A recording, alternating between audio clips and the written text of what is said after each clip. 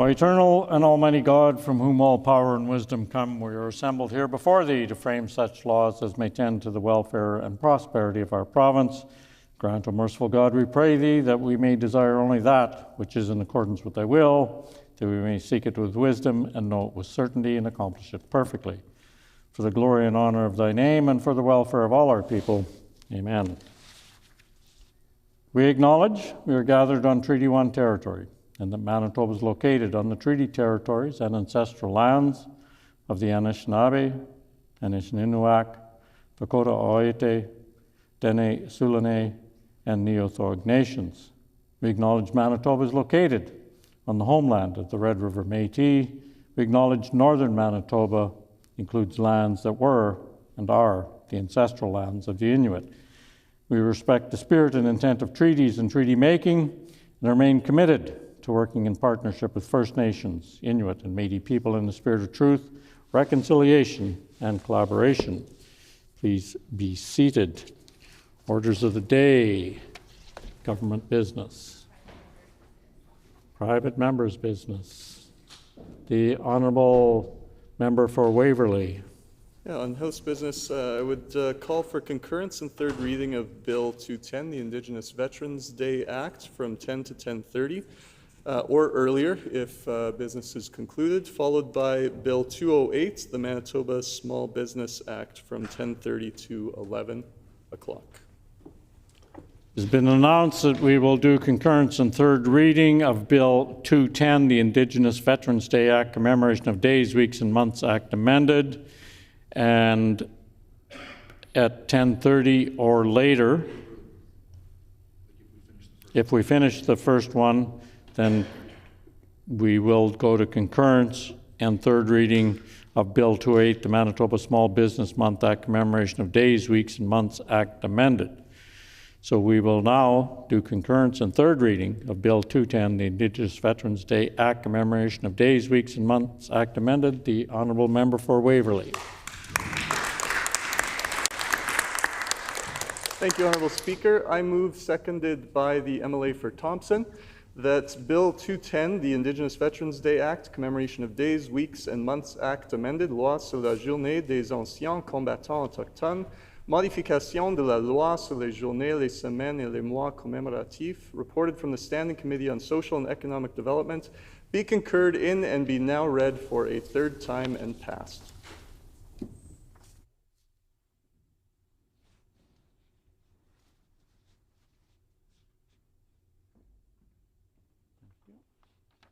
Been moved by the Honourable Member for Waverley, seconded by the Honourable Member for the Thompson, that Bill number 210, the Indigenous Veterans Day Act, Commemoration of Days, Weeks, and Months Act amended, reported from the Standing Committee on Social and Economic Development, be concurred in and be now read a third time and passed. The Honourable Member for Waverley.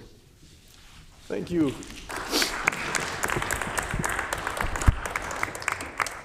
Thank you, Honourable Speaker. Well, it has been a long journey to get to this point. I'm very pleased that we are now at third reading and concurrence of this really important bill. I'm going to keep this very brief. I think that there has been support around this chamber for this bill.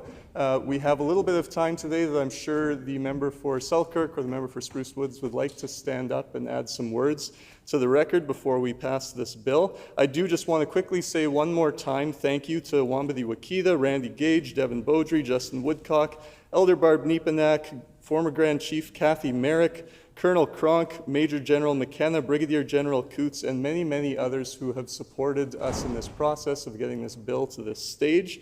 And finally, I would like to ask for leave to have a vote before 10:30 on this bill.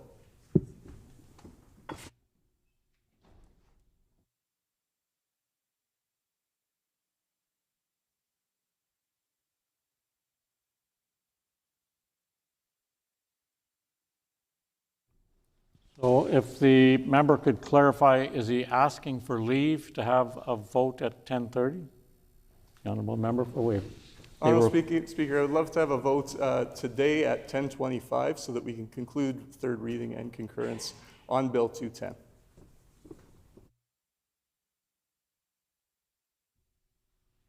So Again, for clarification, you want the question put at 10:25? That is correct. Thank you.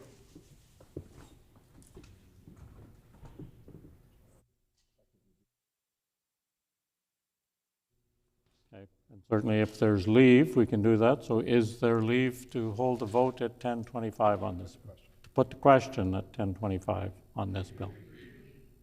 Agreed and so ordered. Therefore, we'll put the question at 10:25. So, other speakers, the Honourable Member for Spruce Woods.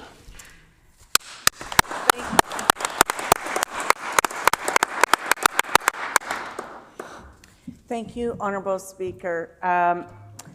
Manitobans today should be very proud of our province's Indigenous veterans.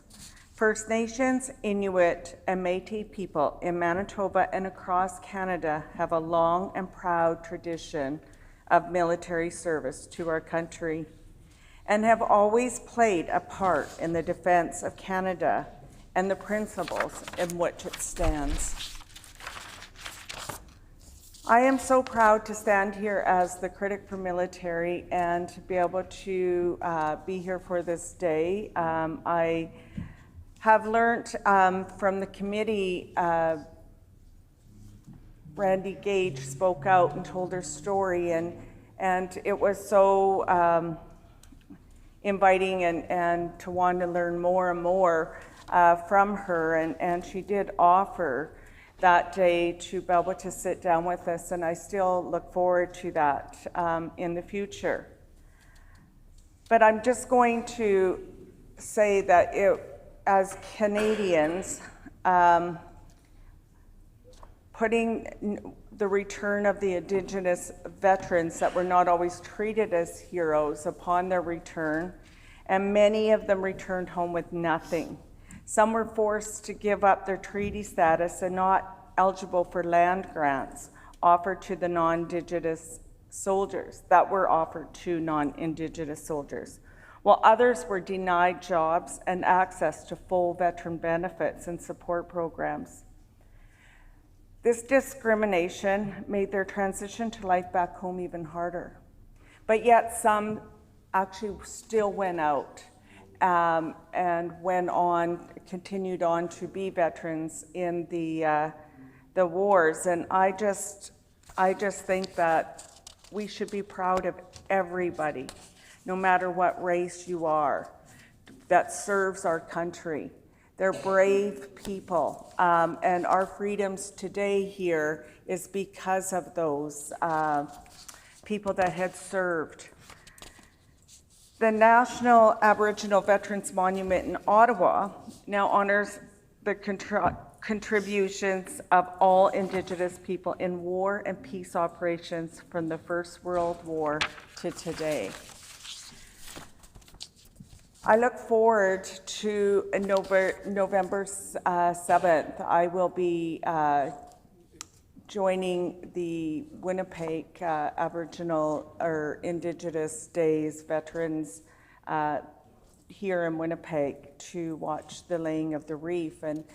And in my community, I know we had Indigenous people laying reefs for many years as I've been laying the reef there. So, but this one will just be a little extra special because I feel that now we truly are, as Manitobans, going to be recognizing these people for what they have done for us, the freedoms that they gave their lives, they risked their lives to, and some gave their lives to make this day for us in freedom.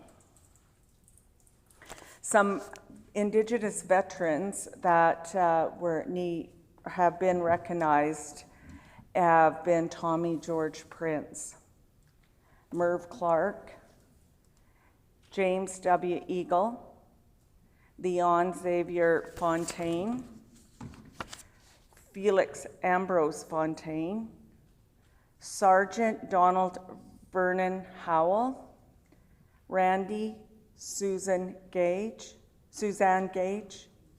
William George Mann, Michael Pache, Rufus Prince,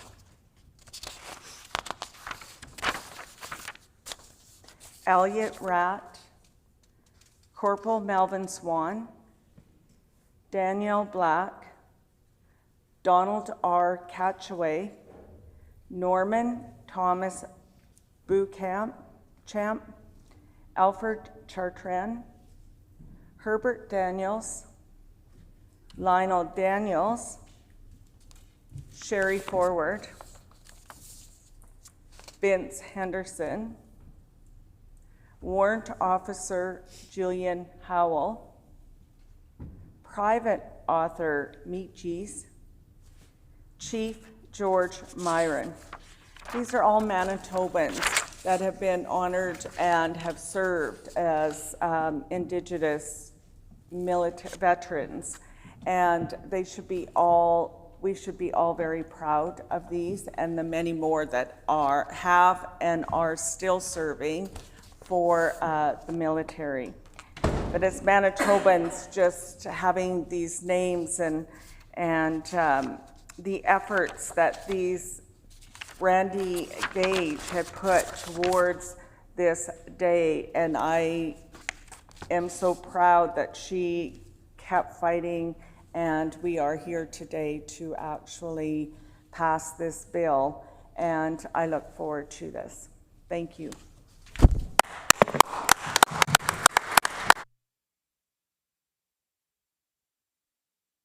The Honourable Member for Selkirk. Thank you, Honourable Speaker, and I'm very proud to rise and get some words on the record.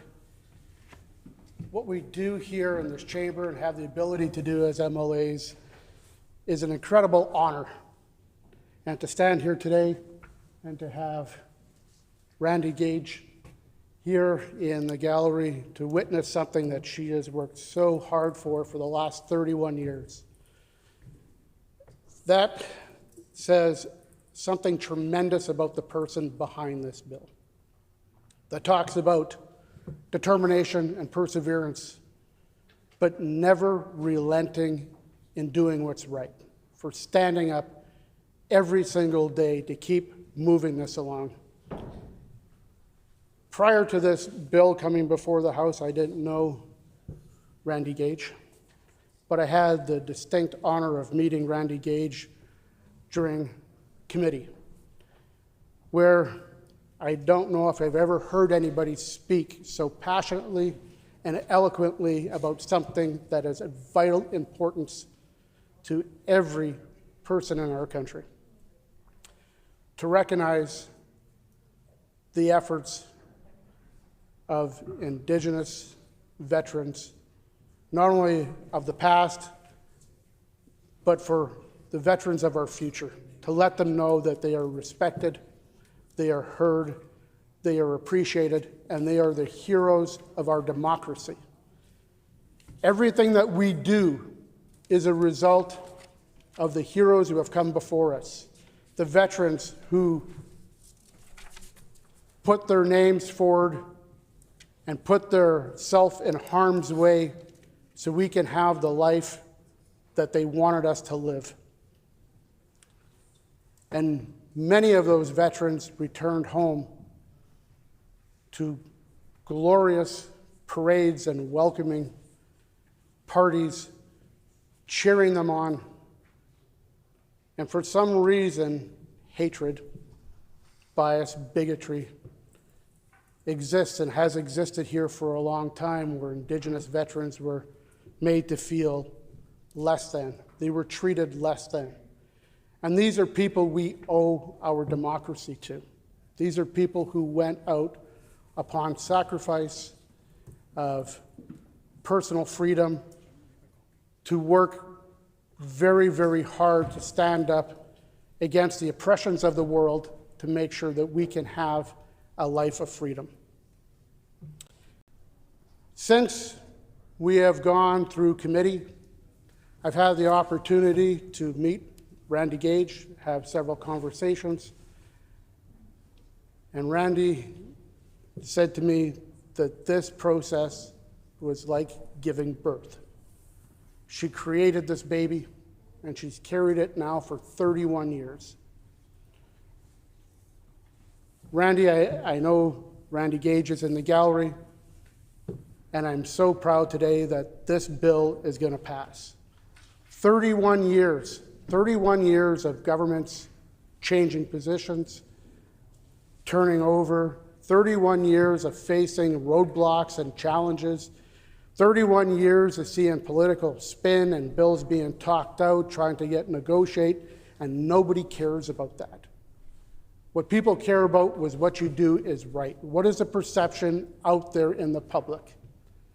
Nobody cares what happens in this chamber, why their bill didn't pass. What they care about is when will it pass, when will you make an impact, and when will you stand up for the rights of Indigenous veterans. And today we're going to accomplish that. The bill presented forward by the member from Waverley, thank you to that member for bringing this bill forward.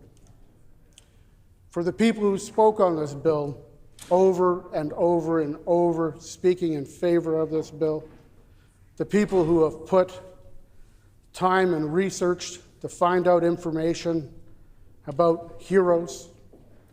And there's only hundreds and hundreds and hundreds and hundreds of heroes that are laid to rest in cemeteries across our province and across our country that have made this country the place that it is today. But there's so many countless other heroes that don't get the recognition. The past Saturday, I had the honor and distinction of being involved in an event that I spoke about here during my private member statement. It was the 110th birthday celebration of Sergeant Tommy Prince, and it was held in Petersfield, Manitoba.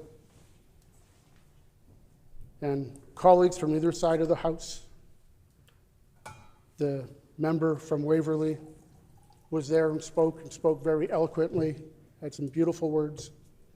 I was joined by other colleagues from this side of the House. We were joined by our local MP, Mr. James Bazan. We were joined by military veterans from the PPCLI. Randy Gage was there representing. Randy wasn't feeling particularly up to the challenge that day due to health reasons, but she endured and she made it in her presence. We were honored to have her there. We had a wonderful ceremony. We had the family of Sergeant Tommy Prince there who spoke. They spoke of their father, not as the war hero that we know, not of the sacrifices that he's made in the name of the Canadian military, but spoke of Sergeant Tommy Prince, of the man who was their dad. And the emotion felt on that Saturday afternoon weighed heavy on my heart as you listen to the family members talk about their father. But we know that there was injustices done where at the end they said they would like to ask the government, where is the piece of land that was promised to every soldier for serving that the family did not receive? Why was their father treated differently than any other soldier?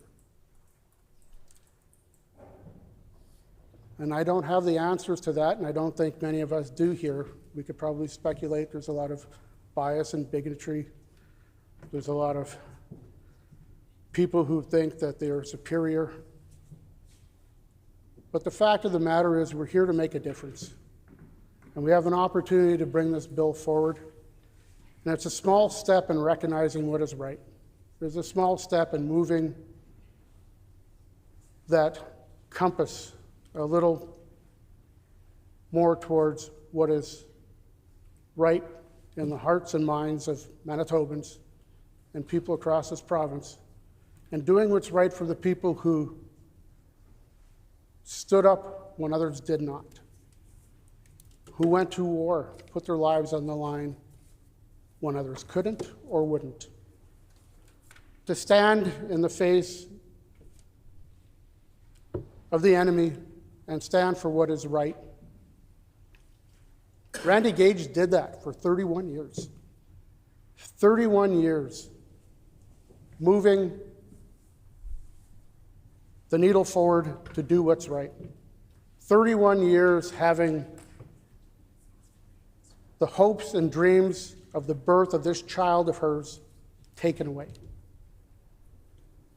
Well, today is going to be a glorious day, because today there's going to be a birth of something, a birth of a bill that's going to acknowledge the hard work of not only Randy Gage, but all Indigenous members that form the armed forces, the members that have so heroically guided our country to what we have here today. My military career was very short, but I honor and respect every single person that puts their name down to stand up for their country. I respect every single person who goes out and fights for what is right. And I respect the notion that everybody should be treated equally. And we need to give honor where honor is due. Thank you, Randy Gage. Thank you to the members of this House. Thank you. The honourable member for Brandon West.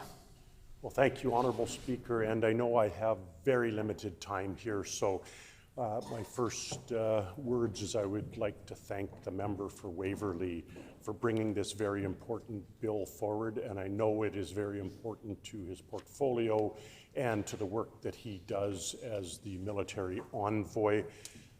57 members today get an opportunity to make history, and I'm proud to be one of those 57 members that will have an opportunity to see this bill move forward after 31 years of discussions, of debate, of no movement.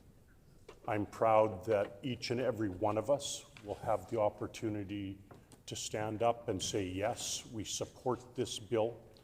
And what's even more important is having Randy Gage here to witness this and what I believe will be a historic moment in Manitoba.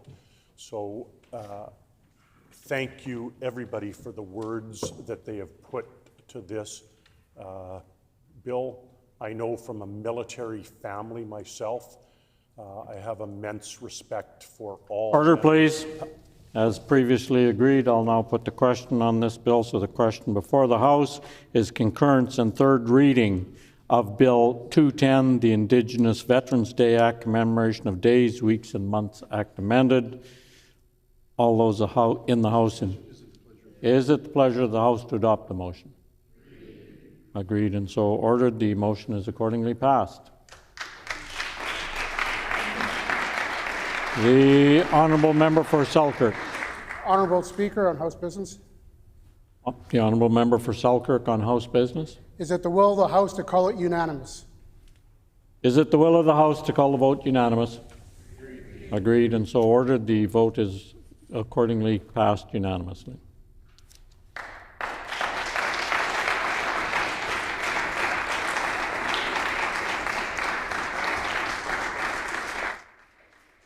Then, as previously announced, we will now go to concurrence and third reading of Bill 208, the Manitoba Small Business Act, the Small Business Month Act, Commemoration of Days, Weeks, and Months Act amended. The honourable member for St. River.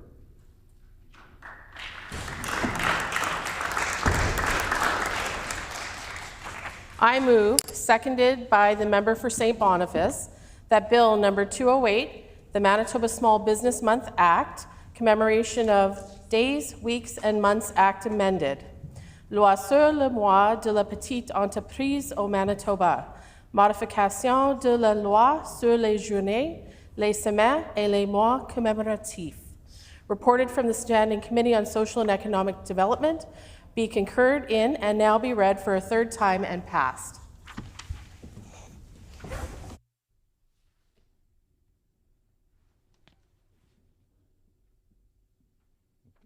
Been moved by the Honourable Member for St. River, seconded by the Honourable Member for St. Boniface, that Bill number 208, the Manitoba Small Business Month Act, Commemoration of Days, Weeks and Months Act amended, be now reported from the Standing Committee on Social and Economic Development, be concurred in, and be now read for a third time and passed.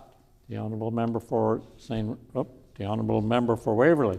House business. Is there leave for the question to be put prior to concluding business on private members' bills this morning at 10:55 on the Small Business Act as well? Is there leave for the question to be put on this bill at 10:55 this morning? No. Leave has been denied. The Honourable Member for St. River.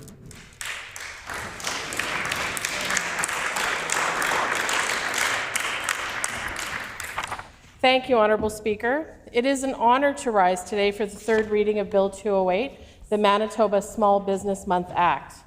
This bill is deeply personable to me, Honourable Speaker, and I would assume that it is deeply personal to members in the opposite side of the House, as many of them are small business owners just like I am. I think we all know what it's like to unlock the doors before sunrise, to greet your first customer with a smile, even when you're exhausted, and to hope, really hope that you'll make enough by closing time to pay your staff, cover your bills, and maybe set a little aside for next week. Owning a small business teaches you resilience. It teaches you community. It reminds you that success isn't measured only in profit, it's measured in people. The people you hire, the families you serve, and the neighborhoods you help keep strong. I think that's why this bill means so much to Manitobans. Honourable Speaker, small businesses make up 95% of Manitoba's business sector. That's more than 40,000 entrepreneurs across this province. From cafes in Beausejour, to repair shops in Thompson, to family-run diners in Steinbach, to home-based startups right in my own constituency. These are the people who keep our communities thriving. From cafes, apologies. And when Manitobans buy local, 2/3 of every dollar stays right here in our economy.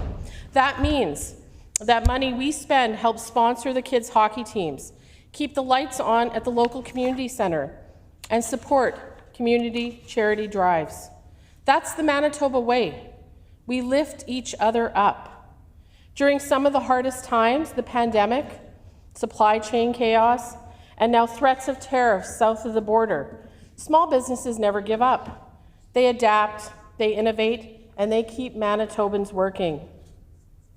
But I remember what it feels like when help doesn't come, when the government doesn't come and support those small businesses and leave them behind. Programs go underspent, and too many owners are told to fend for themselves. That's why, Honourable Speaker, our government, our NDP government, is doing things differently. We're standing shoulder to shoulder with the people who keep Manitoba working. We launched the Support Manitoba Buy Local campaign. We extended the gas tax cut, making Manitoba's inflation rate the lowest in Canada. We created a $300 security rebate program to help protect small businesses. And we know that's not enough. So today, we all have a chance through Bill 208 to do something that's actually lasting. We're not giving small business owners a small handout. We're doing something that will belong to them forever. By proclaiming May as Small Business Month in Manitoba, we're saying loud and clear, we see you, we value you, and we celebrate you. Every May, Manitobans will be encouraged through the Chambers of Commerce to get out and support their local entrepreneurs, to visit that corner bakery, to buy from that young designer, to try that new restaurant, or to hire their neighbourhood contractor.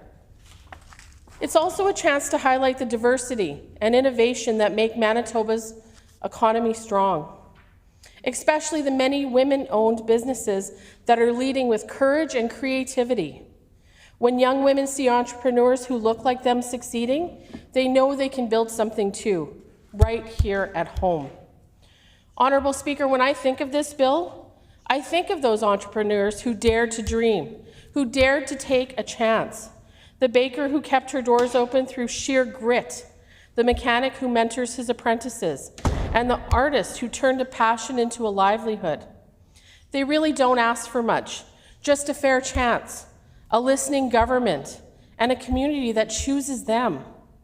And I'm proud to say that that is exactly what our government is delivering. So today, as we move to pass Bill 208, I ask every member of this House, no matter where you sit, to join me in standing up for the bakers, the barbers, the builders, the brewers, the farmers, who make Manitoba what it is.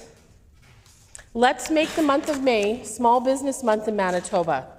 Let's make it a celebration of their resilience, of their creativity, of their heart, because when small businesses succeed, Manitoba succeeds. Thank you, Honourable Speaker.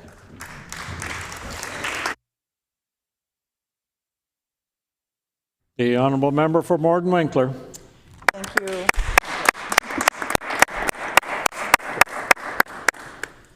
Thank you, Honourable Speaker. I'm honoured to be able to speak today about Small Business Month. For me, very specifically, it's a very important event that we're doing. Like it's so important for us to acknowledge small businesses in our province. Specifically, I've had the honor of being a small business owner quite a bit of my life, and I think that that's something that we can all say, that we know small business owners across our province, that they have a big heart, they serve their communities, they provide products and services that we need in our communities. But one of the big things I find in our province specifically is that we have such an environment of support local. And I think that's one of the big things that keep our small businesses going, and it's such an important part of who we are as Manitobans. We love our province, we love the people who live in our province, and we support them. And I think that that's one of the big things about Manitoba that I'm really proud of. Having been a small business owner myself, owning a little delicatessen. I'll start with how it got started. I was a single mom, and I really had a dream of doing something for myself. And I kind of always had that dream, and I put it kind of on the back shelf for a while, but then one day I was like, this is actually something I think I can do. There's programs, there's a lot of things out there in our communities that help us get started with small businesses. I decided to ask my son to join me in my endeavor to start a delicatessen eatery. And there was a program through young entrepreneurs through the province of Manitoba, and it was such a great program.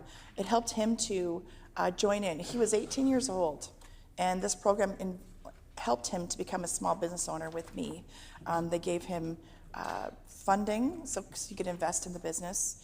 They had like conferences and workshops for him to join, as well as for me as well. Being a woman and a younger woman entrepreneur. And it was just a really amazing experience. My son had a mentor as well. And those are all things that we do as a province and as people in our communities. We had a small business owner come alongside my son and help him, mentor him for a full year. And I can't say how proud I am of him now.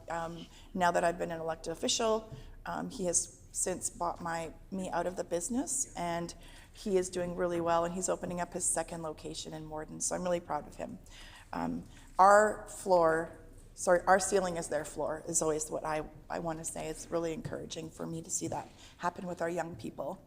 I've always been an encourager for my family and for people around me, that you can do anything you put your mind to, whether that's start a small business or a career or job that you want. But that's something that I think often as small business owners, we have a little bit of something different in us that makes us step out and take that chance. It's not easy being a small business owner. You don't have a 9-to-5 job. You are working 24/7. You're always on call. If there's any issues, whether at night, if there's like an alarm that goes off in your freezer and you have to go down there and check to see what's going on, or maybe there's been a break-in or something, but you're always on call. There's never a time where you are not working in your small business. So I think being a small business owner takes a special kind of person. And it's really important for us to acknowledge the work and effort that gets put into small businesses. If we didn't have small businesses, we wouldn't have all of the amazing services and products that we need every day. Local corner stores down the street, gas stations, people who are making like baked goods, like the member had mentioned earlier. I was one of those people who used to get up at 6 in the morning and go make cinnamon buns every day.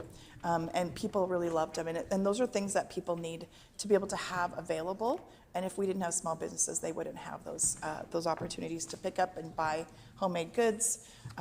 It's just something special about small businesses and what they provide for our local community. And I think there's a lot we can do to support our small businesses in our communities. We have Chamber of Commerce. We have a lot of organizations that do work and help us, but I think we could, we can continue to support each other is important. But the Chamber of Commerce, especially the local smaller communities and the Manitoba Chamber of Commerce, they do a lot of work for small businesses, and that's really important. They do small business luncheons. I attended a small business luncheon last week, and what they do is they highlight 2 small businesses in the community, and they come up and share their journey from start to where they are now, and it's just great to see that happen, and that's an encouragement. They also bring in a nonprofit organization as well, because nonprofits are also something that are run like a business, that they have to fundraise and stuff. So we had a really great lunch. We were able to gather as small business owners and elected officials in our province, and I know that was happening across the province, all over in Manitoba. So if I can encourage anybody, get involved in your Chamber of Commerce. They're on your team, and they're there to support you. I do want to do a little shout out to the Indigenous Chamber of Commerce as well. I've had the incredible pleasure of getting to know the executive on the Indigenous Chamber of Commerce of Manitoba. Renee, I'd like to do a little shout out to her. She's been doing a great job, and her team, and really just having great events. I was able to attend one of their lunches in spring, and just listening to the Indigenous small business owners, the things that they were doing and the products that they were serving as well, were making and providing for our province was amazing. I was able to speak to a young man who had his own little small business, and what he was doing is he was going to Indigenous communities, and he was actually promoting how to get young people involved in their own endeavors and to become young entrepreneurs. And it was just really great to see. So I just want to shout out the Indigenous Chamber of Commerce in Manitoba. You guys are doing a great job. And looking forward to your Christmas toy drive that you always have. And I want to encourage all MLAs to check out the Indigenous Chamber of Commerce, because it's a really great organization here in Manitoba. But I do want to say there's a lot of things that we could do better for in small businesses. There's things that we need to be looking at. It's not easy in our current environment for small businesses. They're getting products and services, obviously, but they often need to import specific items from out of country. There's a lot of economic turmoil right now happening in our province and in our country, and I think we need to do more to support them. For example, the payroll tax. I think that's something that we really need to look at.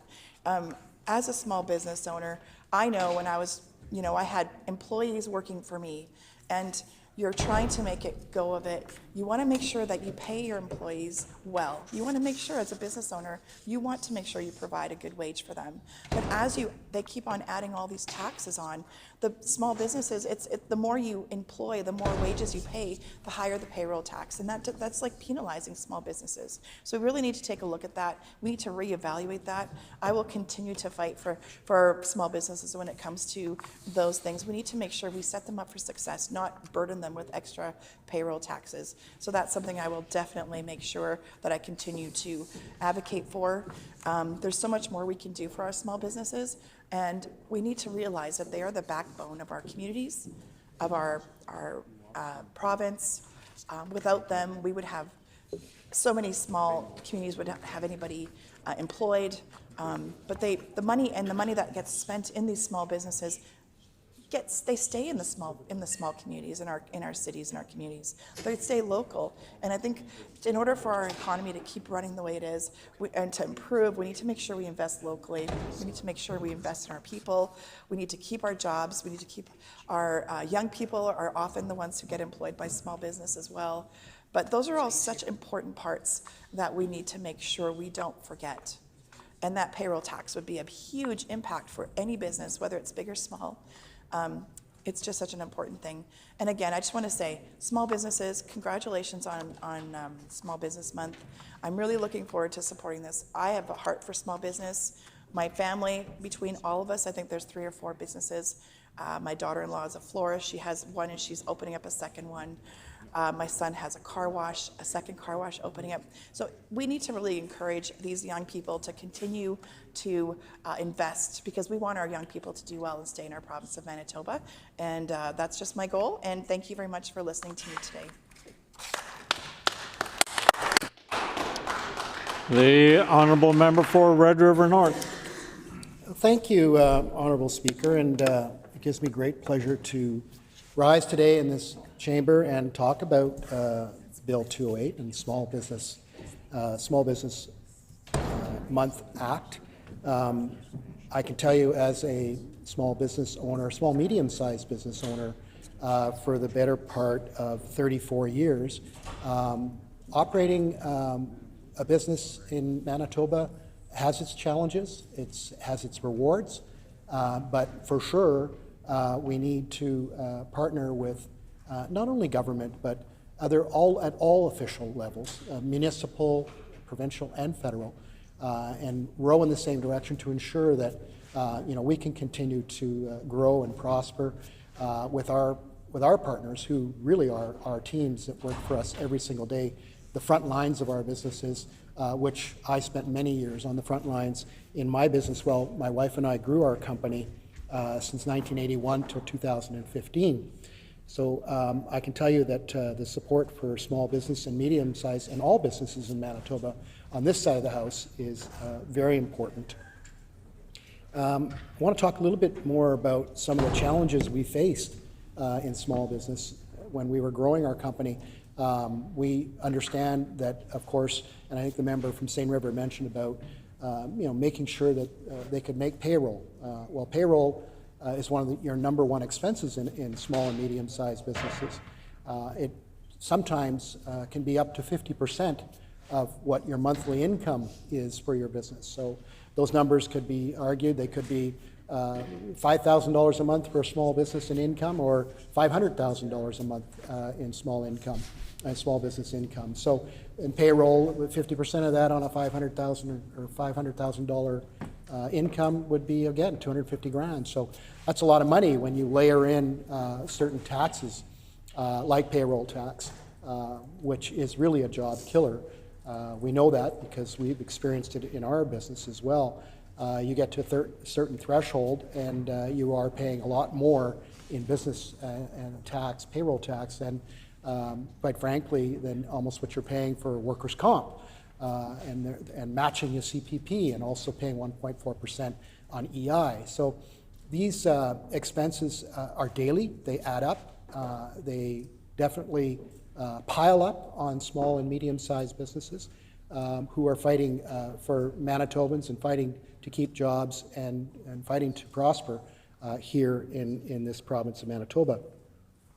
I remember when I first ran for elected office in Gimli in 2010, 2011, I ran against the former member at the time, Peter Bjornson, who was a member for 10 years when he resigned in 2015. And I remember him and I in a debate in 2011 at Clandeboye School. And, it was my first debate. I know Mr. Bjornson had a number of debates in his tenure as the not only the Minister of Education, but the member for Gimli. And we finished our debate. It was quite cordial. We had a good discussion back and forth, good debate.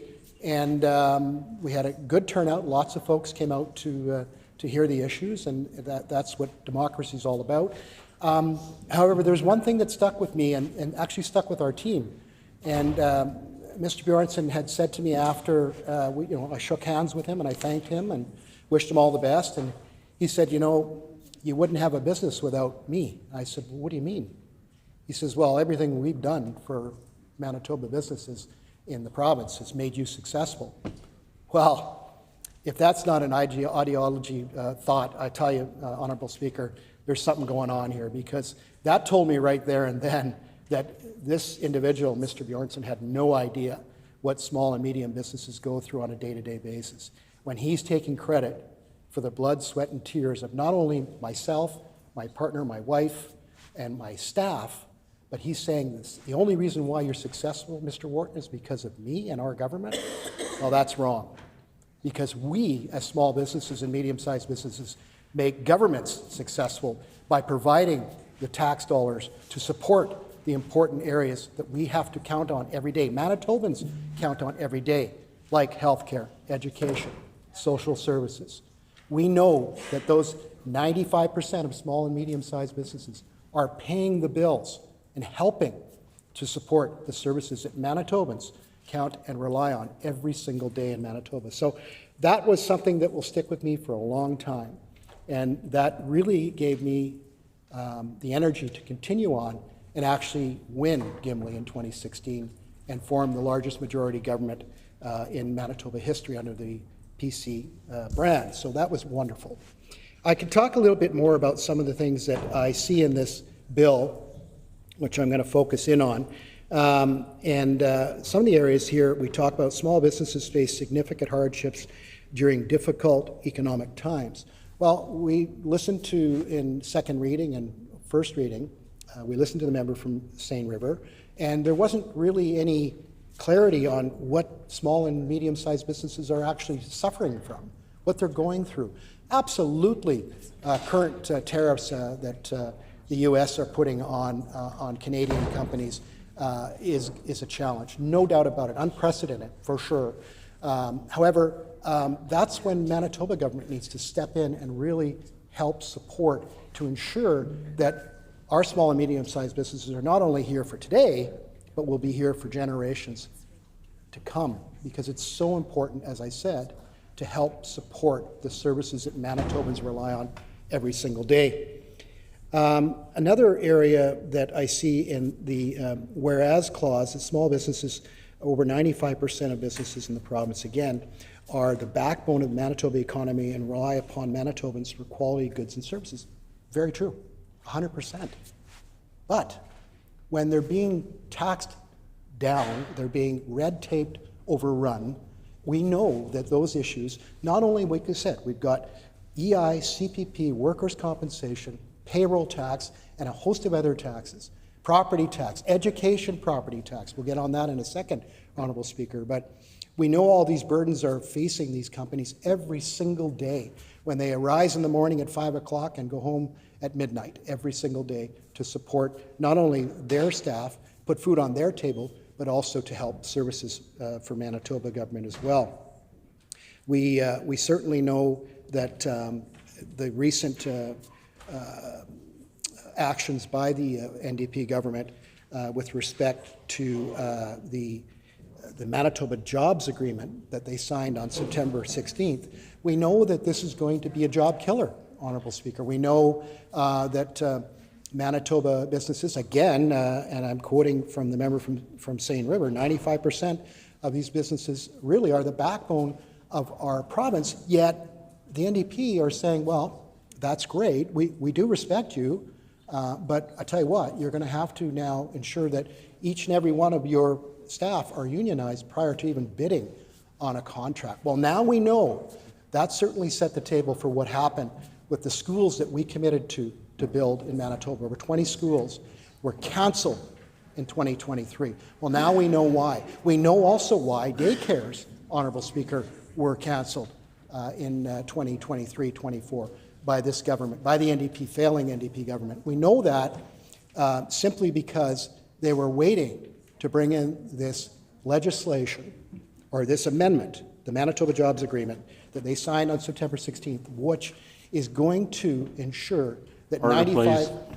I just asked the member to please keep his comments relevant to the bill we're discussing here this morning. The honourable member for Red River North. Thank you, Honourable Speaker. I appreciate your guidance on that, and certainly talking about the burden of government actions would definitely have an effect on small businesses, and we need to ensure that we're doing all we can to respect small business and continue to support them in these very difficult times. We know that the education property tax portion that the NDP counciled on small and medium-sized businesses is affecting their bottom line. We know that. It's making it more and more difficult for them to make their payroll, to ensure that they are paying fair wages, that they are ensuring that their staff are safe on the job site, and also to ensure that they, again, make it home to their families every single day after they put in their shift, Honourable Speaker. So with those few words, I thank thank you, Honourable Speaker, for giving me the opportunity to put some facts on the record when it comes to small and medium-sized business, and I look forward to further discussions on this bill. Order, please.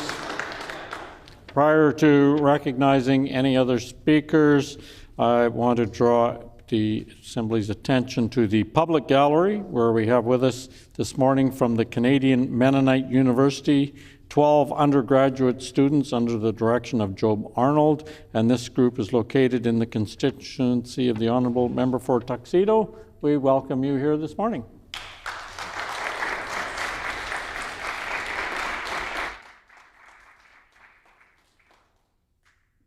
The Honourable Member for Turtle Mountain. Thank you, Honourable Speaker.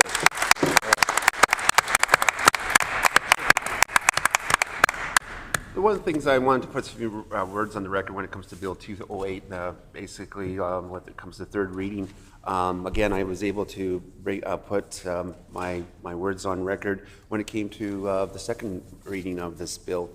And the importance of, I know a lot of our colleagues on this side have had small businesses, have been very successful small businesses. And the fact is, knows what it takes, the risk and getting together to finance, to actually build a small business.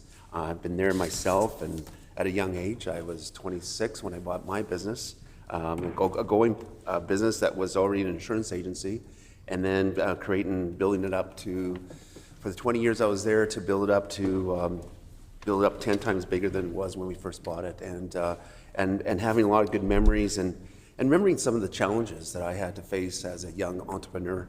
And the fact is, the impact that, at the end of every day, there's always things coming at you. Changes. We see that even with the city of Winnipeg. I know a lot of business people in the communities. The challenges of property taxes. They've been bombarded with property taxes, especially downtown Winnipeg. I have a very good friend who has a successful business, well-known business, and the fact is he has had to challenge, especially the property taxes that the city of Winnipeg has put on him, and the fact is, it's the bottom line. And the fact was, when we were in government, he basically said, I didn't have to worry what was coming at me, because we were a government that made sure that businesses had a competitive edge, especially when it comes to competing with other jurisdictions across Canada. Especially, we have neighbors to Saskatchewan and Ontario, very strong economies that we have to compete with. We have, when it comes to Saskatchewan, being a have province, basically giving transfer payments basically to us. I live right on, my business was so close to the Saskatchewan border. There was a lot of challenges, especially in the dark days of the Salinger government. I remember that was one of the reasons I decided to run, is because of the challenges that we had with Saskatchewan. We had an oil boom going on in the 2000s. And early 2000s, and we found Balkan oil in the Verdun area, much like we saw in eastern Saskatchewan. But the challenge was that a lot of times the frustrations that, especially young people that went out and had businesses in Alberta, wanted to come back to their hometown to run that same business, because now there was opportunities, because the oil boom was happening. And the challenges was the red tape. They were wanting to come, and the challenges when it came to Autopack too, you know, having to pay PST on their vehicles. There was just so much more advantages of located in Saskatchewan. Corporate rates were better. When it comes to employees, they didn't have to pay as much into taxes, into payroll taxes, and so that they set up in Saskatchewan. And the interesting thing was, the time of the oil boom, I've always been very focused on census, and the population that grew in the Moosomin area grew by 12%. That town had boomed with the oil boom going on. Our town of Verdon barely grew by 2.6%. Because I saw that. I saw the frustrations of a lot of our young entrepreneurs going to Saskatchewan, because the fact is they had so much, and they actually did brochures why you should do it, come to Saskatchewan versus Manitoba. And you know what? I always say, my famous saying here is like, history doesn't repeat itself, but does rhyme. And the fact is, it's rhyming again. It's rhyming with this NDP government. And the fact is, the same things are happening. We basically helped small businesses by reducing the property taxes, education property taxes rebates. That was big. That was big for the bottom line. We also made sure that for entrepreneurs, or for people who had their self-employed businesses, that they were sole proprietors. We made sure that they had the same advantages, increased the personal exemption for people having their businesses, having a better tax rate, getting rid of the bracket creeping. We basically indexed our tax brackets, and we did that when we came into government, and made sure that small businesses were actually going to benefit from this. And now some businesses, they do make $200,000 now. But now if that's an entrepreneur, sole proprietor, they're going to have to pay, they're not going to have their personal exemption anymore. And that's a lot of times a doctor, they have a business. That is a business. And the fact is, to track doctors by reducing the personal exemption for individuals, that's a big impact to being competing, especially when we need doctors in Western Manitoba. Like, the advantage of Saskatchewan is far greater and then also the property taxes on their houses. They're not going to live in small houses. They're successful. They've done well for themselves. They're going to have a bigger house. Now they're going to have to pay more on their property taxes. They're not going to get the rebate that's because of the value of their house. This is the philosophy that this NDP government has. Is basically, as much as they say, and they're putting this bill forward for small businesses, they're the last ones that realize that they think every small business, every business person, especially when they come from a unionized environment, they're the enemy almost. And the fact is, this is what we have to endure when it comes to this NDP government. The fact is, a lot of them have not. Maybe the person the individual who brought forward this bill, has a small business. Her husband has a small business. Great. Order, please.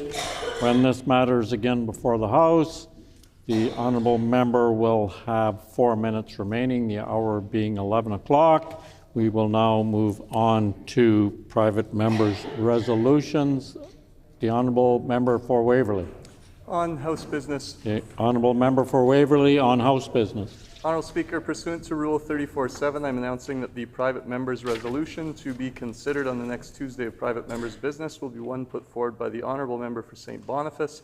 The title of the resolution is Fighting Climate Change and Protecting Manitoba's Air, Land and Water.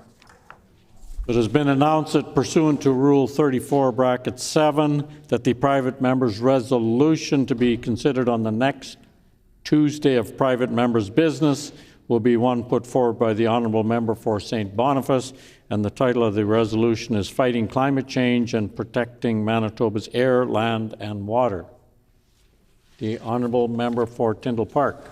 Honourable Speaker, on House business. The honourable member for Tyndall Park on House business. Could you please canvass the House for leave to allow me to call Bill 225, the Public Schools Amendment Act, Universal Screening for Learning Disabilities, for concurrence and third reading debate, with the House not to see the clock until the question has been put, despite Rule 24.6 and despite the House currently being in the private members' hour allocated for private members' resolutions.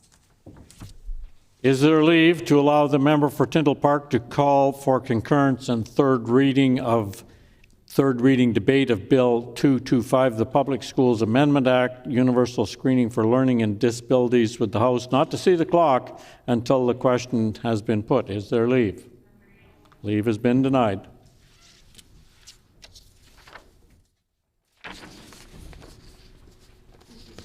Now is time for private members' resolutions. The resolution before us this morning is number 22, Advancing Manitoba's Economic Future Through Provincial Collaboration in Churchill. The Honourable Member for Thompson. Thank you, Honourable Speaker. I move, seconded by the member for Elmwood. Therefore, be it resolved that the Legislative Assembly of Manitoba affirm its support for the inclusive and sustainable redevelopment of Churchill as a strategic infrastructure project of national importance, and urge the provincial government to continue working collaboratively with all partners to ensure Churchill becomes a cornerstone of Manitoba's economic transformation and global trade strategy. Thank you.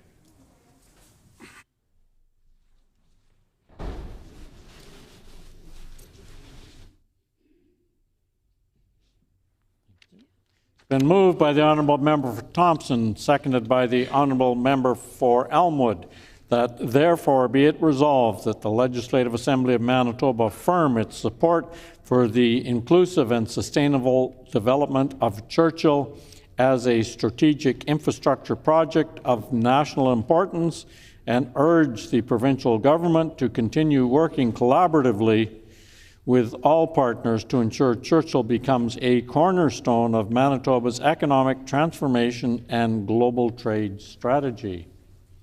The Honourable Member for Thompson.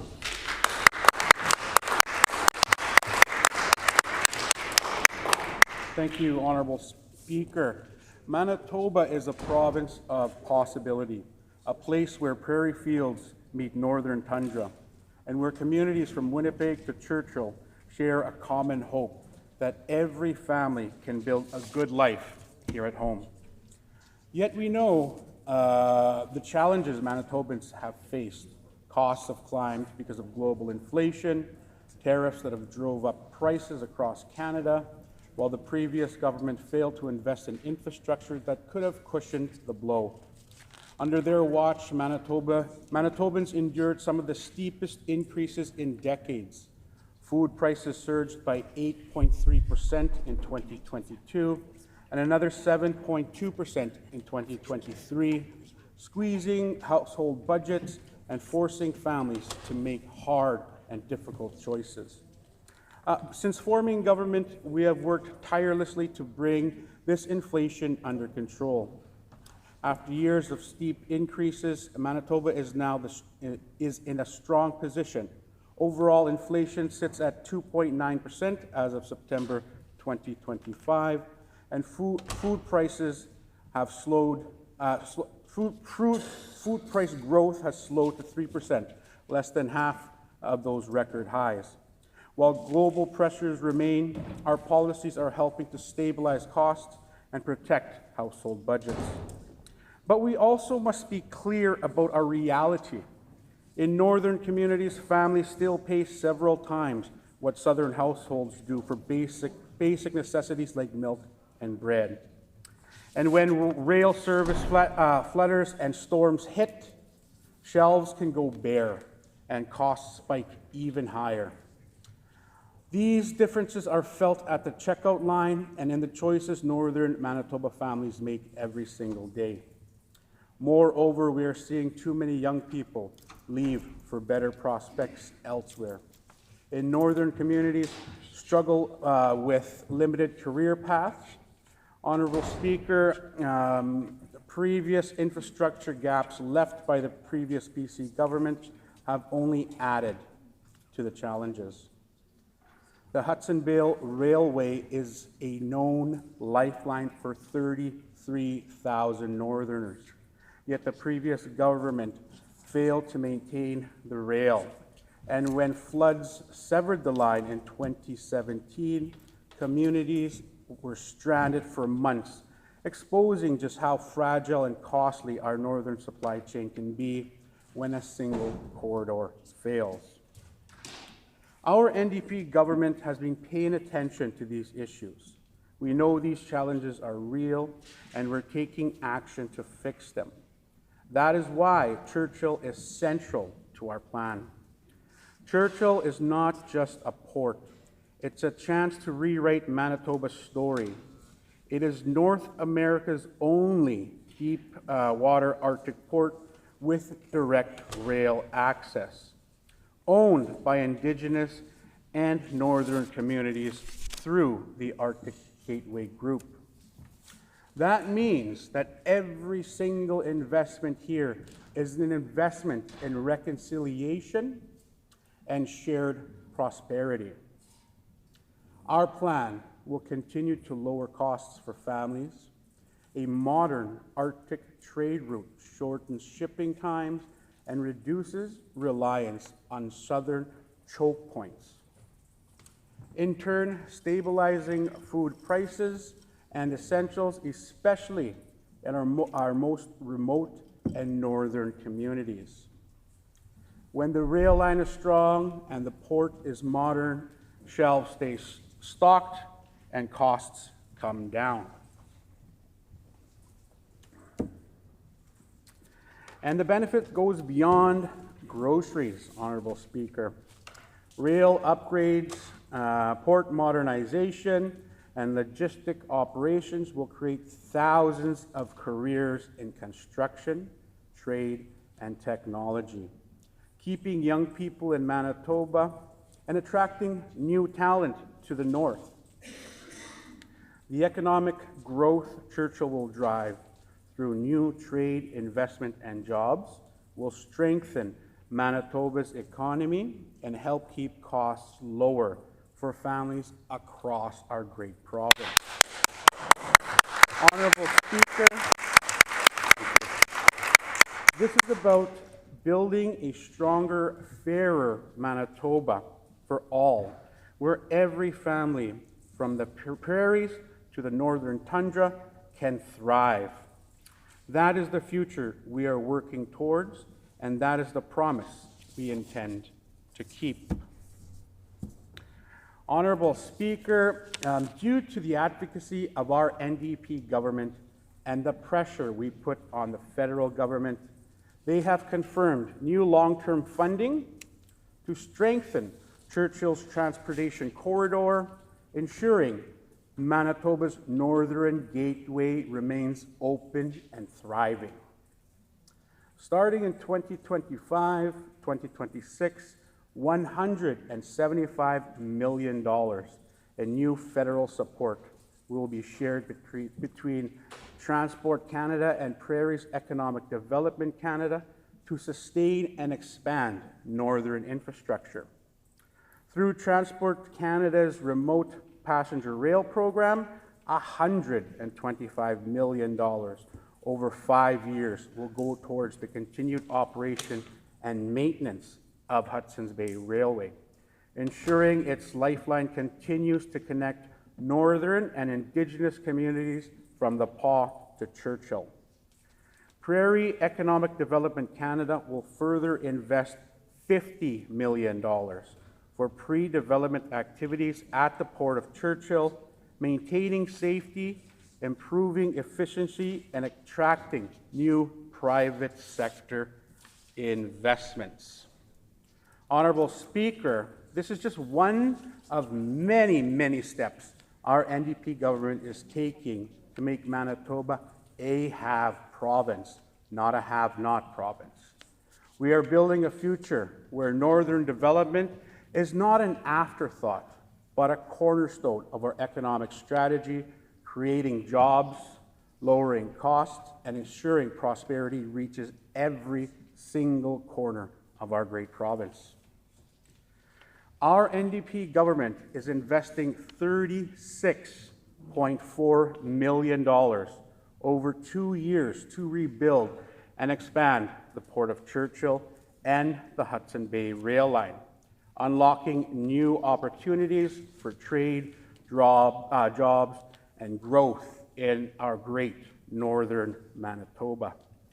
This investment is about more than infrastructure.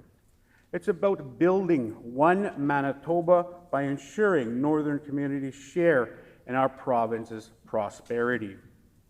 The Port of Churchill is Canada's northern gateway to the world.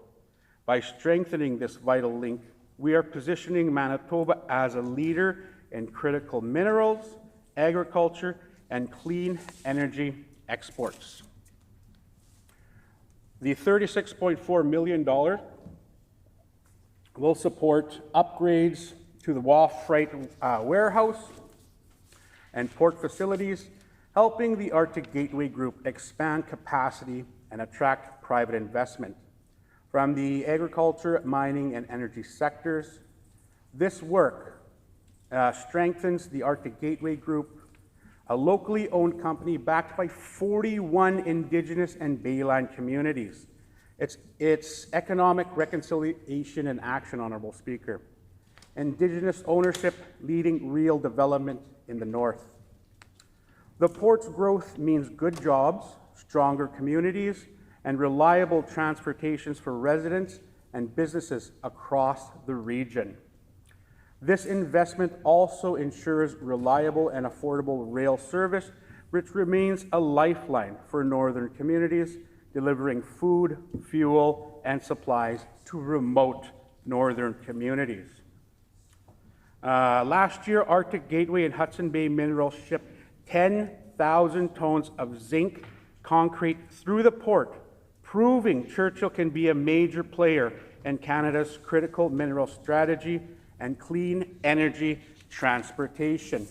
And I really hope that all members can come together and support this resolution to support northern Manitoba and really boost Manitoba's economy through the Port of Churchill. Thank you, Honourable Speaker. A question period of up to 10 minutes will be held, and questions may be addressed in the following sequence. The first question may be asked by a member from another party. Any subsequent questions must follow a rotation between parties. Each independent member may ask one question, and no question or answer shall exceed 45 seconds. The Honourable Member for La Vérendrye. Thank you, Honourable Speaker. As always, we're skeptical on economic development ventures by the NDP. This resolution states the Port of Churchill is identified as a potential future federal infrastructure priority, with plans to upgrade the rail line, develop an all-weather road, and establish a new energy corridor. So, can the minister tell us what the timeline is for these infrastructure investments by the federal government? The Honourable Member for Thompson. Sorry, I appreciate the member's promotion he just gave me here to minister. But I have to say that we have an amazing front bench of ministers, and I'm more than happy to support the work that they do day in, day out. So thank you for that. But what I will say is currently we do have, as in my speech, we already have federal and provincial investments in developing this port, and we have to continue working with all levels of government to continue that partnership so that we can build that project. And the timeline is as soon as possible. The Honourable Member for Transcona. Thank you, Deputy Speaker. Can the member tell us why Churchill and the Port of Churchill are so important to Manitoba's future? The Honourable Member for Thompson. Absolutely. Churchill is Manitoba's northern gateway to the world, the only deep-water port in North America with direct rail access. It's not just a port, it's a vital trade corridor that connects our province to global markets, supports Arctic sovereignty, and provides lifelines to northern communities. By investing in Churchill, we're unlocking the full potential of northern Manitoba and strengthening Manitoba's economy as a whole. The Honourable Member for Turtle Mountain. Thank you, Honourable Deputy Speaker. I just want to ask the member for Thompson, when it comes to, when we were in government, I was minister, I signed an MOU with Saskatchewan and Alberta, because the importance of global markets is also making sure that you have partners with other provinces across this country. And why was this Premier not willing to sign the MOU with Alberta, Saskatchewan, and Ontario? The Honourable Member for Thompson. You know, I thank the member opposite for that question. What I will say is our Premier is doing amazing work and help strengthening Manitoba as a whole. The members opposite failed to do anything with the Port of Churchill. Right. Absolutely nothing. And now they want to stand up and act like they're fighting for Northern Manitoba. I think not. Our Premier is doing great work. Thank you, Honourable Speaker. The Honourable Member for Transcona. Thank you, Deputy Speaker. The PCs often neglected Churchill during their time in office. How is our government's approach different? The Honourable Member for Thompson. Thank you, Honourable Deputy Speaker. The difference is simple. We're taking action, not just making an announcement. For years, the PCs treated Churchill as Ottawa's problem. Our NDP government is at the table from day one, working collaboratively with the federal government and Indigenous partners and northern communities. We're investing in infrastructure, jobs, and partnerships that will last generations. We're rebuilding trust and ensuring that the North has a real voice in Manitoba's economic future. The Honourable Member for Portage La Prairie. Thank you, Honourable Deputy Speaker. The Premier has said in the media over the last few days that we'll be a have province in the next 5 to 10 years. So my question to the member is, do you feel that the railway and roads will be completed within the next 5 to 10 years? The Honourable Member for Thompson. Honourable Speaker, that's a great question. I really believe our Premier, what he says, he gets done. You look at our election platform, check after check after check. I don't even think the member from Portage La Prairie can even point out Churchill on a map. Our Premier has been there with me and other ministers. Thank you, Honourable Speaker. The Honourable Member for Transcona. Thank you, Honourable Deputy Speaker. How does this resolution show that our government is listening and taking action on the challenges Manitobans face? The Honourable Member for Thompson. Well, finally, a great question in the chamber. For years, the PCs ignored Churchill and left northern communities vulnerable. Manitobans paid the price with soaring costs and limited opportunity. Our government has been paying attention. We've already delivered the lowest inflation rate in the country. Invested $36.4 million to rebuild the port and the Hudson Bay rail line, and partnered with Indigenous communities to ensure growth is inclusive. This resolution is the next step, affirming Churchill as a strategic partner of project of national importance and securing long-term... The member's time has expired. The Honourable Member for Agassiz. Thank you, Honourable Deputy Speaker. I have another great question here for the member. The resolution preambles calls for the enhancement of marine ice-breaking capacity to enable year-round shipping. So my question to the member is, can he share with us who will be responsible for building and purchasing that ice-breaking equipment? The Honourable Member for Thompson. Honourable Deputy Speaker, actually that is a good question because our government is working with all levels of government. When it comes to the federal government, we know that the federal government has shown interest in Churchill as one of the major infrastructure projects in the country to help loosen some of those chokeholds that the U.S. has put on us with tariffs. We need to build our economy, and that includes working with all levels of government, including Indigenous communities. I know that's very hard for some of the members to wrap their head around, but they're a vital part of this project, and we need their input. Thank you, Honourable Speaker. The Honourable Member for Transcona. Thank you. Why is it important that we are taking a collaborative approach with the federal government? The Honourable Member for Thompson. Thank you, Honourable Deputy Speaker, because collaboration is the key to long-term success. The PCs often treated Churchill as someone else's problem. Shame. Black sheep of the province, do I say? Our government is different. We're taking We're at the table from the beginning, working hand in hand with the federal government, Indigenous leaders, and Northern communities.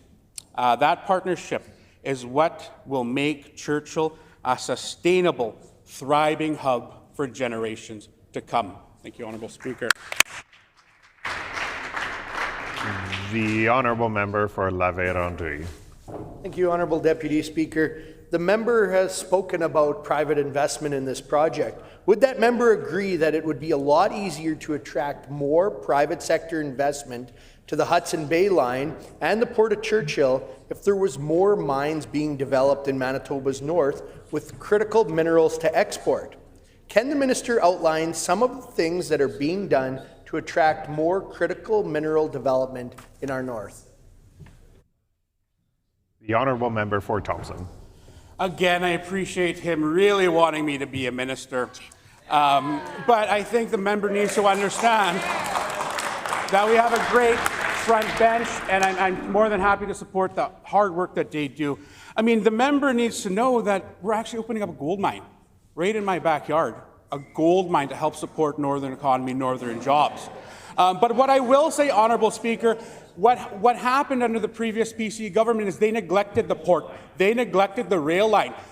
Crumbling infrastructure. Maybe private sector would look to that port if there was an investment and a well-maintained rail line and port to invest there. That's what we're doing, and that will attract the private sector, Honourable Speaker. The Honourable Member for Transcona. Thank you, Honourable Deputy Speaker.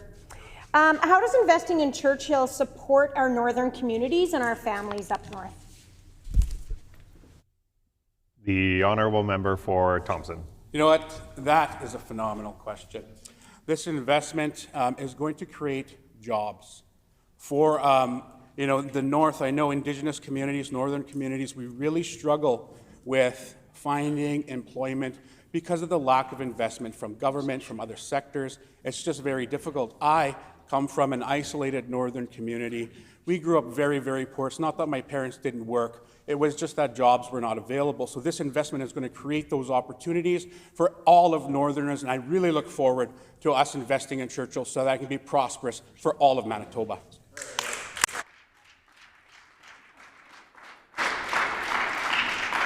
And with that, the time for questions has expired. The floor is now open for debate. The Honourable Member for La Vérendrye.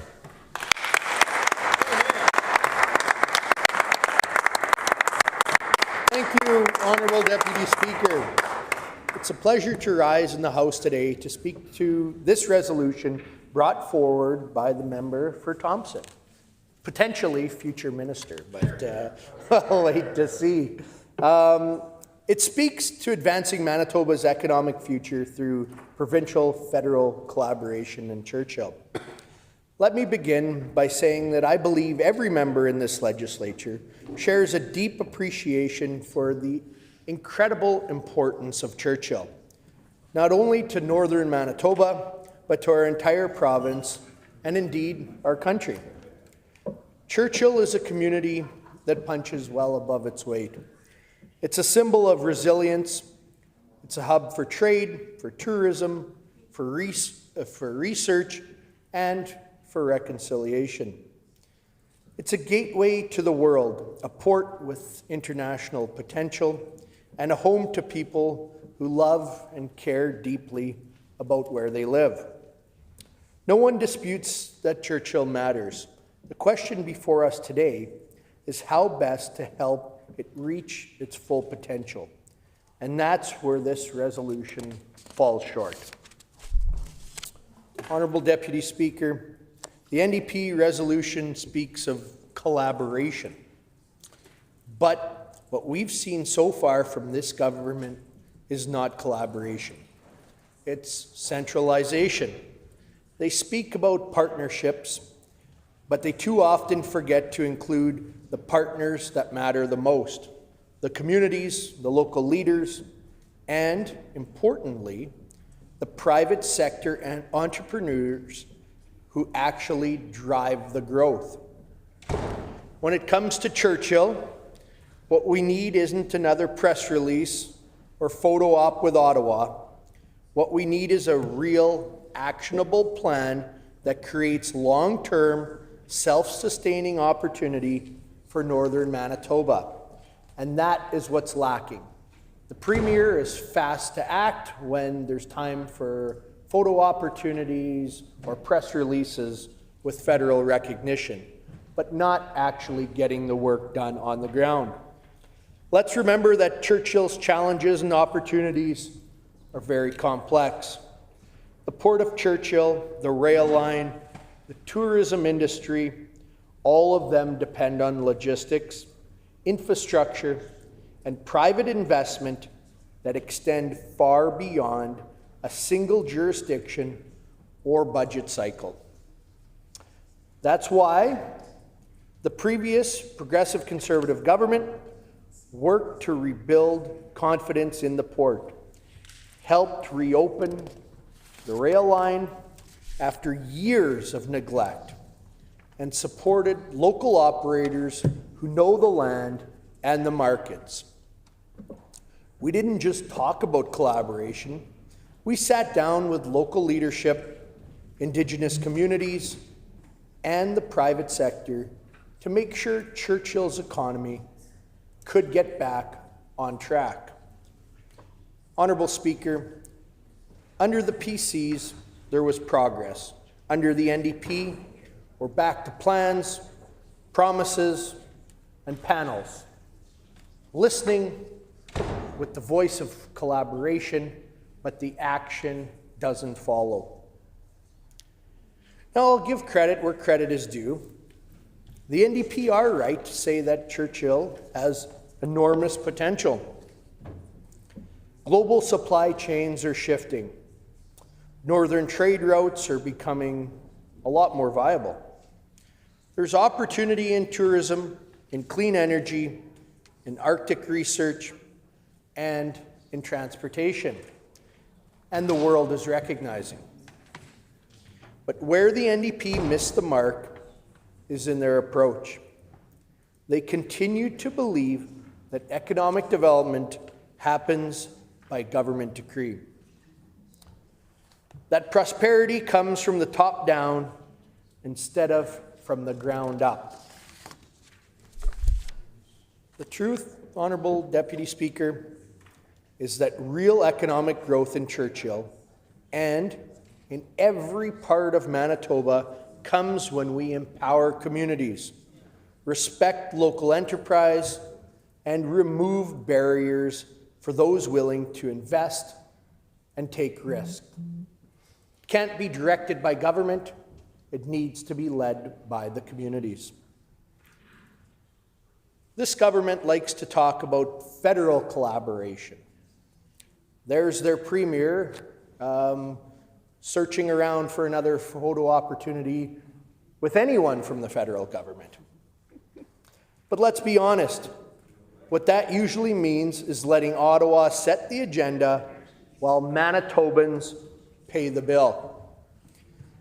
Whether it's on resource development, transportation, or energy, we've seen time and time again that the NDP are more comfortable asking permission from Ottawa than standing up for Manitoba interests. And we're seeing this day in and day out. We see the questions in question period. We see the headlines in the media.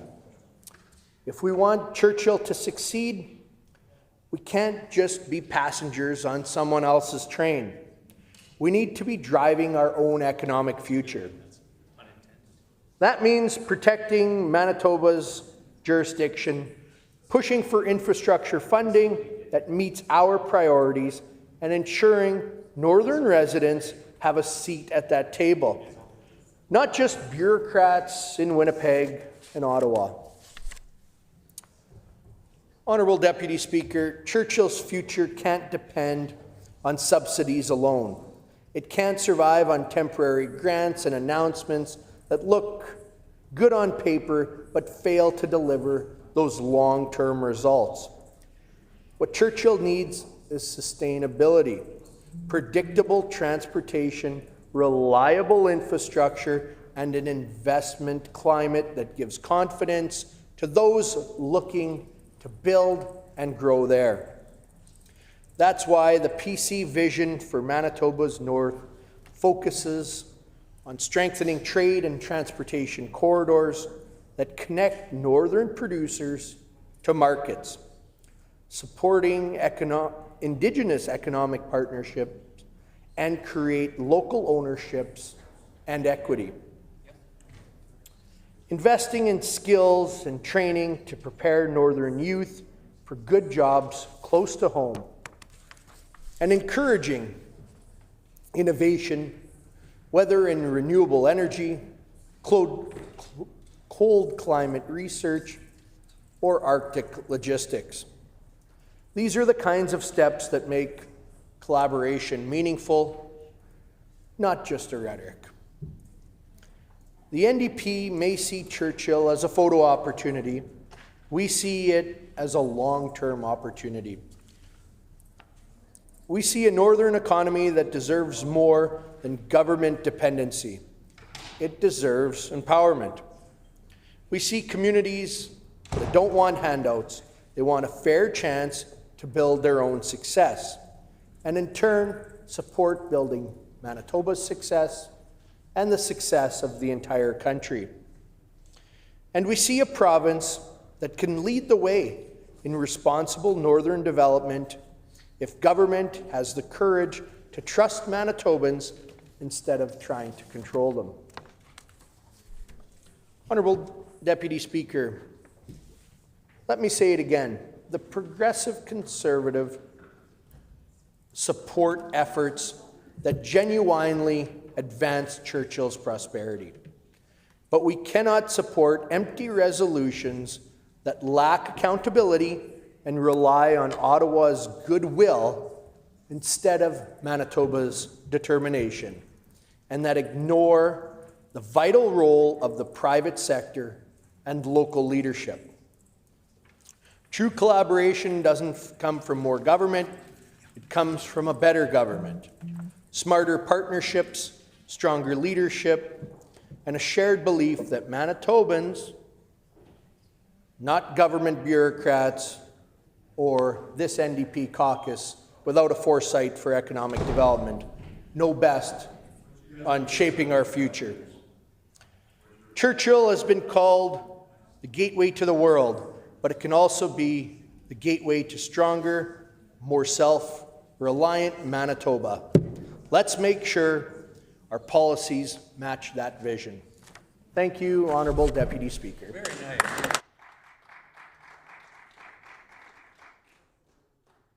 The Honourable Member for Turtle Mountain.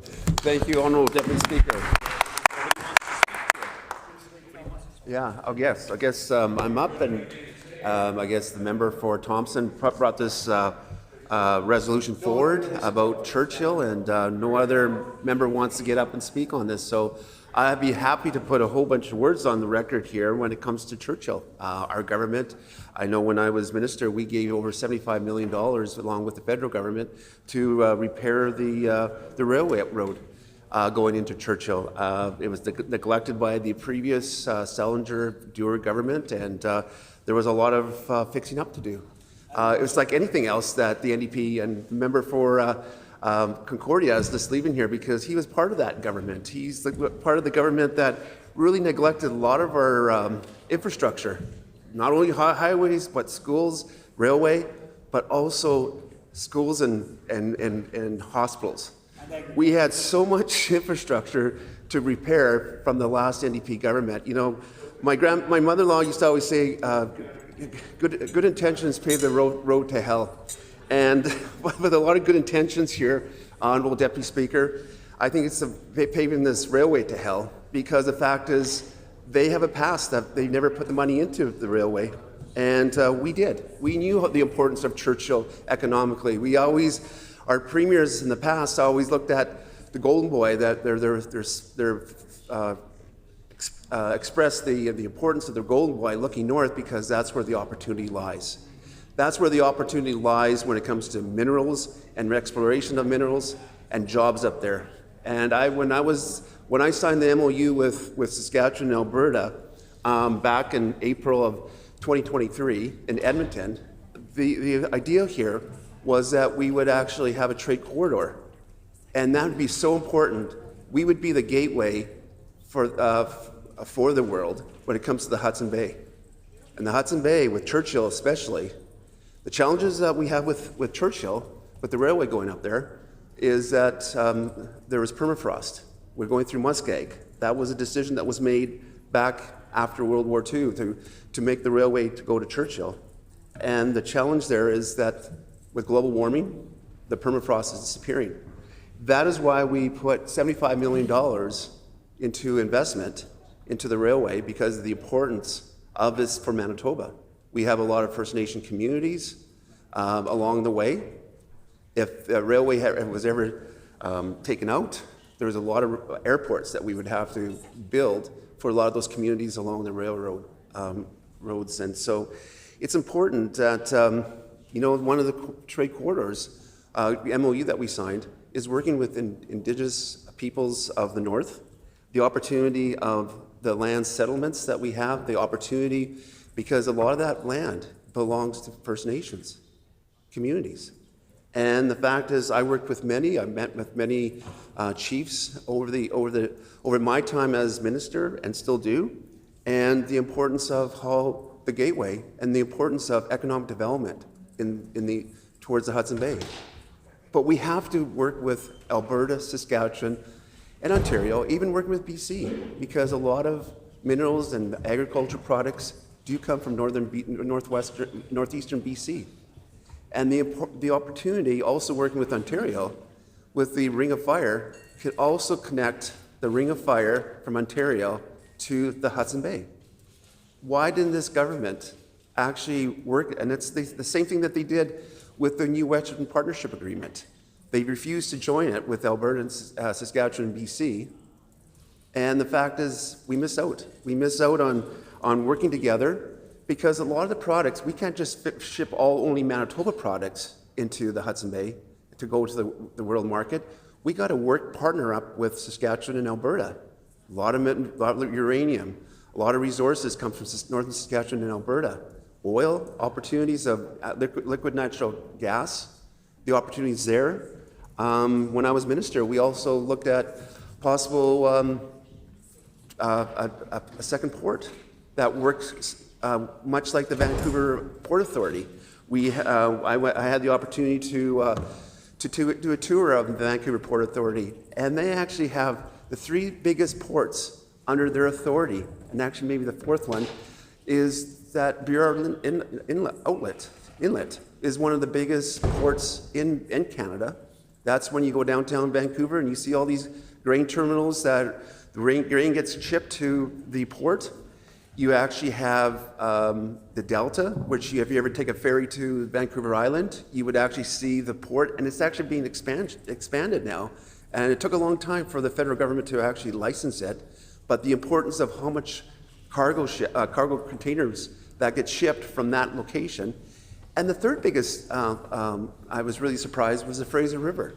They have a port there that they have so much of natural resources and lumber and every other product out there, manufacturing products that come from the Fraser River area. And so the three ports alone are the three biggest in Canada. And the fact is, there are also authorities over the Prince Rupert port too. So this gives an opportunity of maybe like I did sign an MOU or intentions to look at a possible second port, because the importance of a better railroad that has structure when it comes to the Nelson River. It has a riverbed that's natural rock that will actually take railway. There's actually an old railroad bed that was supposed to be built before World War I. The war came, and if you Google Port Nelson, you will actually see trusses that were built into the water for the first port, and it was scrapped. And next thing, the Churchill was a choice, because Churchill is a gateway for it comes to the north. Shipping supplies and goods. It can be complementary to what heavier materials that can't go through the muskeg because the permafrost is disappearing. There's new technology. I'm not quite sure how that technology is going to work as that muskeg, the frost gets less and less. This is why we have to work with the other provinces, because it's not going to be able to be just financed by the federal government. There all has to be a participation and the energy and the commitment from all the provinces. And I actually was able to be on a panel at the Midwest Legislative Conference in Saskatoon. And we were able to look at trade corridors. I was with Shane Getson from Alberta. He's actually legislative assistant for Daniel Smith. And also, actually had a minister from Saskatchewan who was responsible for import and trade. And then we also had a senator from Michigan. And we presented what the importance of the Hudson Bay was. But not one of the members from the NDP were actually in that seminar. They sent about 8 people there. I think one of was even the deputy speaker. So there was like eight members from the NDP caucus that didn't show up. And there was such an important, we got so much excitement that actually now they're going to put that on the agenda to have a meeting midterm before the next Midwest Legislative Conference. And the importance of the excitement, because all those states are finding right now, and this is going to be good economically, just for the member from Thompson has indicated, for communities up north, especially First Nation communities. This is going to be an opportunity for them to get good jobs, good opportunities, be connected to the world. And possibly as economic grows in that region, we can get roads built. You know, I was the minister when we finally paved, for 20 years they've been asking for, at the Nelson House First Nation had 10 kilometers. They asked 16 years with the NDP for that road to be paved. We got that done. I put that forward. The importance of connecting our communities together in the north is so important. And like I said, when we did this presentation at the Midwest Legislative Conference, it really brought the Midwest states, because they know that there is a block to ship in the Great Lakes and St. Lawrence Seaway, and the importance that Hudson Bay is a solution for a lot of their manufacturing, their agriculture goods, their resources.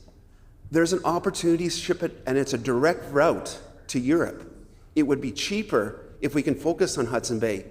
But the thing is, like I said, not one NDP member was at that conference and working with the other states and other provinces for the provinces that signed the MOU to look at the Hudson Bay, and this government has not signed that MOU. Why not? And I'm going to leave it at that.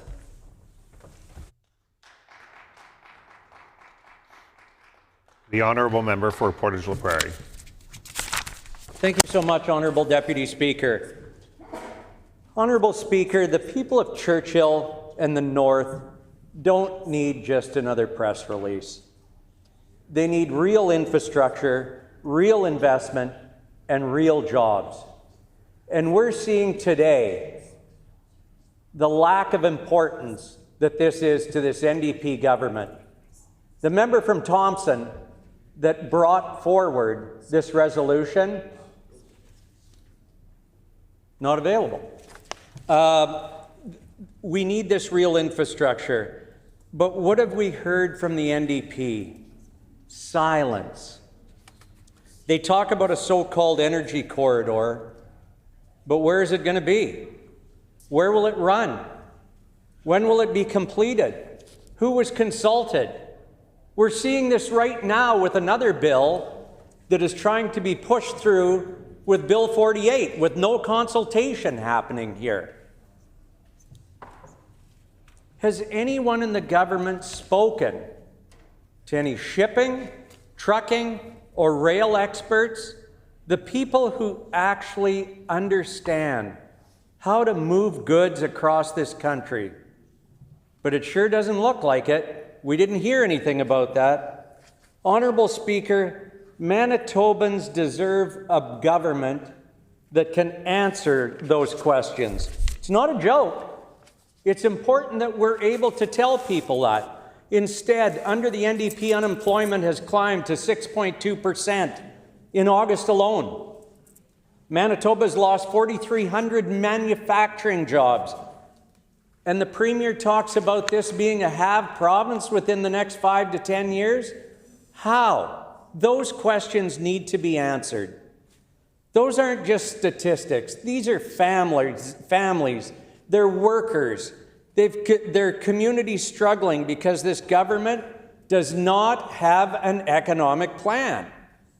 The NDP seem to think good intentions are enough, but good intentions don't build rail lines. Good intentions don't fill ships, and good intentions don't create jobs. What Manitobans need is action, and that's what the Progressive Conservatives can deliver and have delivered. Under our leadership, investments had purpose and accountability. We strengthened the Arctic Gateway. We supported northern trade routes. We built the foundation for longer-term growth. Every dollar was spent with a clear goal to create jobs and deliver value for Manitobans. There's no meat on this bone in this resolution. That's what economic leadership looks like, Honourable Speaker. Churchill's location gives us a strategic advantage, a direct route to the Arctic, to Europe, and to world markets. With the right leadership, Churchill could once again become a thriving hub for energy, for shipping, and for northern development. But to make this happen, there needs to be a vision and a plan. And this NDP government simply doesn't have either. They have stalled, they have studied, and they have delayed. They have wasted opportunities and time. Manitobans deserve better. Honourable Speaker, the path forward is clear. And I've always said in the past, if you're going to criticize, then bring a solution, just like we did with Bill 48, trying to bring solutions. The rail lines that go up to Churchill are built on peat moss. That peat moss is extremely unstable. We've talked about, when the PCs were in government, a $75 million effort to try and shore up that rail line. That rail line is still unreliable. And remember, the important thing is $75 million. The member from Thompson spoke about $134 million between the province and the federal government to not only fix the railway, to create roads, and to also fix the Port of Churchill. $134 million. How is that even possible when $75 million has been spent already and that rail line is still an unreliable way to take goods up there? Churchill can be a very reliable opportunity for us to ship product, but not without the proper thought and planning going into it. And I don't see where there is absolutely any plan in this resolution. Manitobans deserve better than that. But to make this happen, we need a vision. Honourable Speaker, the path forward is very clear. We need real leadership, not empty slogans. We need partnerships that deliver, not announcements that fade away. Not relying on the federal government to say that this $100 million plus the $34 million that we have here is going to fix the railway, make it reliable, fix roads that haven't even been built. There hasn't even been any decisions made on where they'll be built, and to fix that deep water port there. How is that possible? Why would we want to let Manitobans not have a plan? There is no plan for this. The federal government must bring real investment to the north. But is this provincial government ready to lead? I don't think so. Not without proper planning. Right now, there's no plan, no clear direction from this NDP government. They can't answer basic questions. And let's ask these questions right now, so maybe the member that brought this resolution forward, when and if he comes back, they can answer. Order. We're not able to refer to people's presence or absence from the chamber. My apologies. The honourable member for Portage La Prairie. My apologies for that mistake, Honourable Deputy Speaker. They can't even answer basic questions. Where's the corridor going to be? When will it be ready? Because this Premier says that we are going to be a have province within 5 to 10 years. We are way more than 5 to 10 years of having that port ready. We haven't designed a road. We haven't decided how we're going to work through the peat moss where the rail lines go. If we are going to ship immense amounts of grain, if we are going to ship immense and heavy amounts of critical minerals, we are going to have to build that railway properly and be able to use that. Honourable Speaker, Manitobans deserve transparency and results, not just talk. Our progressive Conservative team has shown what real progress looks like, working with First Nations and Northern communities, investing in critical infrastructure, delivering on economic growth. That's the model we need to continue to follow, practical, achievable, and grounded in results. Churchill is more than a port, it's a promise that Manitobans can lead in trade, in energy, and in Arctic development. It's time for the NDP to stop talking and start acting. At this time, for Manitoba to seize these opportunities to make Churchill the gateway to the north and our province prosper, when and what will happen? How do we get those grain products out of the north? We no longer have a market to share our canola with. Our ministers are not doing anything to increase those markets in any way, shape, or form. The honourable member's time has expired. Thank you, Honourable Deputy Speaker.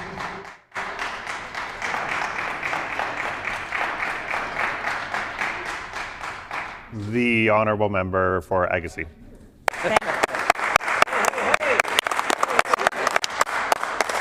Thank you, Honourable Deputy Speaker. I'm happy to stand in the chamber here today and put a few words on the record regarding the resolution brought forward by the member from Thompson. Member from Thompson. The resolution advancing Manitoba's economic future through provincial-federal collaboration in Churchill. I'll go back to what some of my colleagues have already put on the record, and when our progressive Conservative team was in government, we made substantial investments into the Arctic Gateway, and specifically, like the member from Turtle Mountain mentioned, $75 million on the rail and the port infrastructure in Churchill. These investments were not mere promises, they were a commitment to a vision of thriving northern economy that created jobs and opportunities for First Nations, Northern and Indigenous communities. We recognized that by working together, we could develop northern plan and get into a region that would not only support local, but also contribute significantly to the provincial economy. What progress has this NDP government made? Nothing so far. They have not been able to effectively advocate for the northern communities. And in their first 2 years in office, let's put a few facts on the record here, Honourable Deputy Speaker. The NDP have failed to get our economy moving. We know that youth unemployment has risen by 3%, resulting in the loss of over 2,600 jobs, youth jobs, in the last year alone. Overall, unemployment now is at 6.2%. In a troubling turn of events, we lost over 4,000 good manufacturing jobs in a single month just this last summer.